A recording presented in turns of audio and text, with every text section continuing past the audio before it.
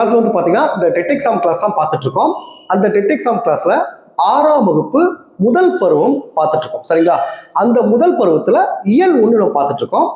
அந்த இயல் 1ல வளர்தமிழ் அந்த பாடப்பகுதி தான் நம்ம பார்த்துட்டு இருக்கோம். இப்ப லாஸ்ட் கிளாஸ்ல இந்த வளர்தமிழ் அந்த பாடப்பகுதியில மொத்தம் 7 தலைப்புகளுக்கு கீழே கண்டென்ட் கொடுத்துருக்காங்க நான் சொல்லியிருந்தேன். இப்ப லாஸ்ட் கிளாஸ்ல அந்த ஃபர்ஸ்ட்ல இருக்க அந்த 3 பகுதிக்கான கிளாஸ் வந்து லாஸ்ட் கிளாஸ்ல நான் எடுத்துட்டேன். அந்த பேலன்ஸ் இருக்க அந்த 4 பகுதிக்கான கிளாஸ் தான் இன்னைக்கு நான் உங்களுக்கு நடத்த போறேன். இப்போ ஆல்ரெடி நான் உங்களுக்கு சொல்லியிருக்கேன், நான் அனுப்புன நோட்ஸ் வந்து பார்த்தீங்கன்னா எல்லாமே உங்களுக்கு மல்டிபிள் சாய்ஸ் டைப் கொஸ்டின் தான் இருக்கும். ஸோ நீங்கள் டைரெக்டாக அது படிச்சீங்கன்னா அடிப்படை புரியாமல் நீங்கள் படிக்காதீங்க. கிளாஸை கவனிச்சுட்டு அந்த கிளாஸ் என்ன கண்டென்ட் அதை அடிப்படை விஷயத்தை புரிஞ்சுக்கிட்டு நான் அனுப்புகிற அந்த மல்டிபிள் சாய்ஸ் கொஸ்டின் படிங்க. அப்படின்னா தான் உங்களுக்கு புரியும். ஏன்னா டெட் எக்ஸாம் கிளாஸ்ல வந்து பார்த்தீங்கன்னா கொஸ்டின் வந்து இன்டைரக்டாக கேட்பாங்க. புரியாம நான் கொடுத்த அந்த 1 மார்க் கொஸ்டின் மட்டும் நீங்க மனப்பாடம் பண்ணாதீங்க. கிளாஸை 1 டைம் பார்த்துட்டு அதுக்கு பிறகு நான் அனுப்புற இந்த கொஸ்டின் படிக்க உங்களுக்கு ஈஸியா இருக்கும். இப்ப இந்த பேலன்ஸ் இருக்க இந்த 4 பாடப்பகுதி இந்த 4 தலைப்பை நம்ம பார்க்கறதுக்கு முன்னாடி நம்மளுடைய இந்த டெட் எக்ஸாம் கிளாஸ்ல புதுசா ஜாயின் பண்றதுக்கு நிறைய பேர் கால் பண்றீங்க. நீங்க எப்படி ஜாயின் பண்ணணும்னா என்னுடைய மொபைல் நம்பர் 9159084262 இந்த நம்பருக்கு நீங்க கால் பண்ணுங்க. நம்முடைய கிளாஸ்ல நீங்க எப்படி ஜாயின் பண்ணலாம் சொல்லி நான் உங்களுக்கு டீட்டெயிலாக சொல்லிடுவேன்.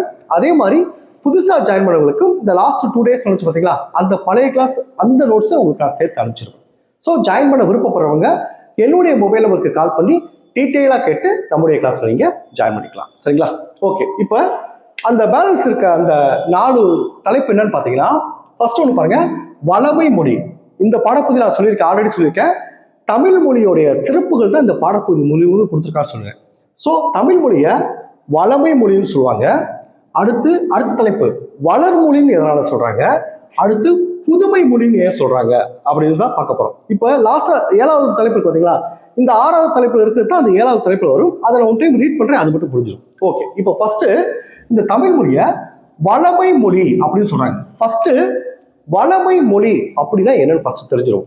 வளமை மொழின்னு எதை சொல்றாங்க அப்படின்னு பார்த்தீங்கன்னா பாருங்க, வளமை மொழி என்பது இலக்கண மற்றும் இலக்கிய வளங்கள் செறிந்தது.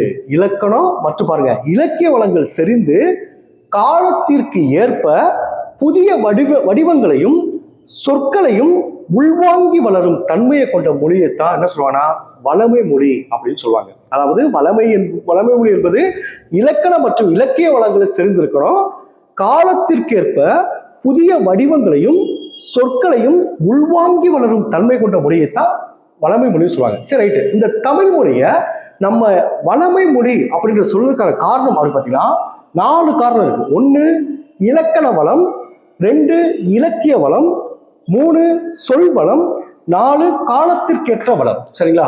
நம்ம தமிழ் மொழியை வந்து வளமை மொழின்னு சொல்றதுக்கான முக்கியமான காரணம் வந்து தமிழ் வந்து இலக்கண வளம் மிகுந்தது, இலக்கிய வளம் மிகுந்தது, சொல் வளம் மிகுந்தது, அடுத்து காலத்திற்கேற்ப வளர்ச்சியுடைய தன்மை கொண்டது. அதனாலதான் தமிழ் மொழியை நம்ம என்ன சொல்றோம்னா வளமை மொழின்னு சொல்றோம். சரி சார், இலக்கண வளம் மிகுந்தது தமிழ் மொழி அப்படின்னா என்ன சார் பாத்தீங்கன்னா இப்ப பாருங்க, தொல்காப்பியம், நன்னூல் போன்ற பல இலக்கண நூல்களை இந்த இலக்கண நூல்களையும் தமிழ் தன்னகத்தை அடைத்துள்ளது. சரிங்களா? அர்த்தம், தொல்காப்பியம், நன்னூல் போன்ற பல இலக்கண நூல்களை தன்னகத்தை கொண்டுள்ளது. அதனால்தான் தமிழ் மொழி வந்து இலக்கண வளம் மிகுந்ததுன்னு சொல்றோம். அடுத்து பாருங்க, இலக்கிய வளம் மிகுந்தது எதாவது சொல்ற பாருங்க, 8 தொகை, 10 பாட்டு போன்ற சங்க இலக்கியங்கள், பாருங்க திருக்குறள் போன்ற அறநூல்கள் மற்றும் சிலப்பதிகாரம் போன்ற காப்பியங்களையும் நிறைவாக பெற்றதுதான் தமிழ் மொழி. அதனால இது இலக்கிய வளம் மிகுந்த மொழி அப்படின்னு சொல்றோம். 3வது பாருங்க, சொல் வளம். முக்கியமான பகுதி பாருங்க, ஒரு பொருளின் பல்வேறு நிலைகளுக்கும் வளர்ச்சிகளுக்கும் தனித்தனி பெயர்களை சுட்டி அழைக்கும் பக்குவம் இம்மொழிக்கு உண்டு. இப்ப பாருங்க, ஒரு பொருளின் பல்வேறு நிலைக்கு ஒரே ஒரு பொருள் தான், ஆனா அது வளர்ந்து வர ஒவ்வொரு நிலைக்கும் தமிழ்ல தனித்தனி பெயர் இருக்குன்னு சொல்றாங்க. அதான் சொல்வளம் மிகுந்தது அப்படின்னு சொல்றாங்க. ஒரு எடுத்துக்காட்ட சொல்ற பாருங்க.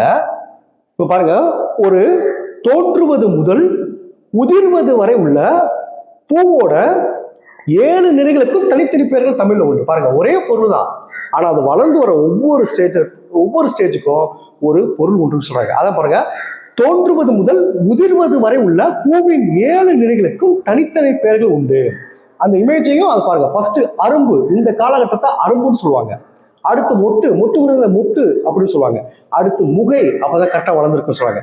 அடுத்து மலர், மலர் விரிஞ்சிருக்குன்னு சொல்லுவாங்க. அடுத்து அலர், லைட்டா வாடி இருக்குன்னு சொல்லுவாங்க. கடைசியில் பாருங்க வி, கொஞ்சம் காஞ்சமா இருக்கும். லாஸ்டா பாருங்க செம்மல், அது கருகி இருக்கும். பாத்தீங்களா, ஒரு பூ வந்து பாருங்க முதல், அதாவது தோன்றுவது முதல் முதிர்வரை உள்ள பூவின் 7 நிலைகள்.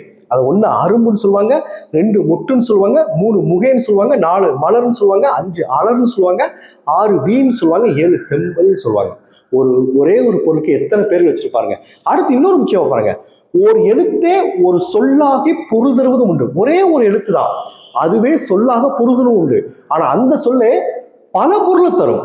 அது தமிழ்ல தான் அந்த சிறப்பு இருக்கு. அதான் இதை வந்து சொல்வன விகிதம்னு சொல்றாங்க. இப்போ ஒரு எக்ஸாம்பிள் பாருங்க, மா என்னும் சொல், அந்த ஒரு வார்த்தை பாருங்க சொல்லாக மாறிடுச்சு. அதுக்கு என்னென்ன பொருள் பாருங்க, மரம்னு சொல்லுவாங்க, விலங்குன்னு சொல்லுவாங்க, பெரியன்னு சொல்லுவாங்க, திருமகள்னு சொல்லுவாங்க, அழகுன்னு சொல்லுவாங்க, அறிவுன்னு சொல்லுவாங்க, அளவுன்னு சொல்லுவாங்க, அழைத்தல்னு சொல்லுவாங்க, துகள்னு சொல்லுவாங்க, மேன்மைன்னு சொல்லுவாங்க, வயல்னு சொல்லுவாங்க, வண்டின்னு சொல்லுவாங்க. பாத்தீங்களா, மா அப்படின்ற ஒரே வார்த்தை எத்தனை பொருள் தருது பாத்தீங்களா. இதைத்தான் சொல்பன விகிதம்னு சொல்லுவாங்க. அடுத்த 4வது சொன்ன காலத்திற்கேற்ற வளர்ச்சி. இப்ப பாருங்க, கணினி பயன்பாட்டிலையும் எத்தனை தமிழ் வார்த்தையை பயன்படுத்துறோம். ஃபேஸ்புக், முகநூல்னு சொல்றோம். அதான் பாருங்க, காலத்திற்கேற்ற வளர்ச்சி. பாருங்க, இதுல செய்யுள், கவிதை, உரைநடை வடிவங்களை தாண்டி தற்போது அறிவியல் தமிழ் அப்படின்னு சொல்றாங்க.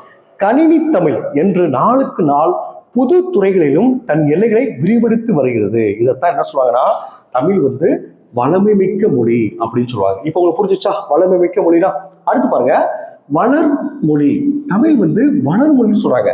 தமிழ இந்த வளர்மொழி சொல்ற 3 விஷயம் சொல்றாங்க. தமிழ் முத்தமிழ் சொல்லுவாங்க.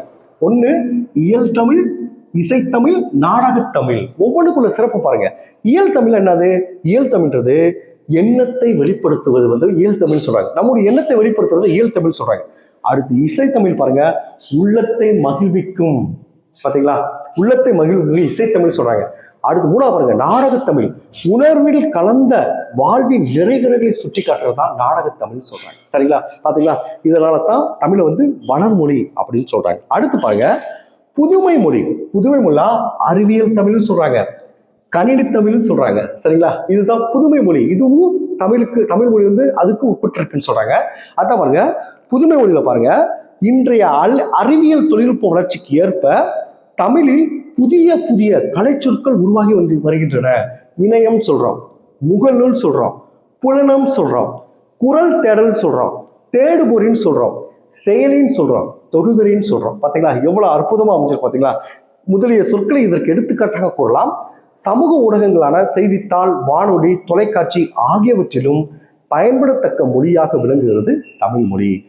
கடைசியா பாருங்க, இந்த அறிவியல் தொழில்நுட்ப மொழி. இதுல பாருங்க, உலகில் எழுத்து வடிவம் பெறாத மொழிகள் பல உள்ளன. இந்த நிலையில் தமிழ் வரிவடிவ எழுத்துக்கள் அறிவியல் தொழில்நுட்ப நோக்கிலும் பயன்படுத்தத்தக்கையாக உள்ளன அப்படின்னு சொல்றாங்க. அது பாருங்க, மொழியை கணினியில் பயன்படுத்த வேண்டும் என்றால் அத்து எண்களின் அடிப்படையில் வடிவமைக்கப்பட வேண்டும். தொல்காப்பியம், நன்னூல் போன்றவை நாம் படிப்பதற்கு ஏற்ற எழுதப்பட்டவையாலும் ஆயினும் அவை கணினி மொழிக்கு ஏற்ற நுட்பமான வடிவத்தை பெற்றுள்ளன அப்படின்னு சொல்றாங்க.